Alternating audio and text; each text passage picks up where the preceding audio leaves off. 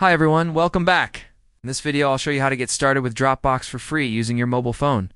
First, open the Dropbox app and tap Sign Up. You can create a new account using your email and password, or sign in quickly. With Google or Apple, after logging in, you'll be on the free Dropbox Basic plan, which gives you 2 gigabytes of storage space. This is perfect for documents, photos, and small videos. To upload a file, tap the plus button at the bottom. Then choose Upload Photos or Files. Select what you want from your phone, and Dropbox will sync it to your account. You can also create new folders to stay organized. And if you want to share something, just tap the 3 dots next to a file, then choose Share. Enter the email of the person you want to send it to, and set whether they can only view or also edit. That's it. You've now set up Dropbox. It's on your mobile and can use it for free.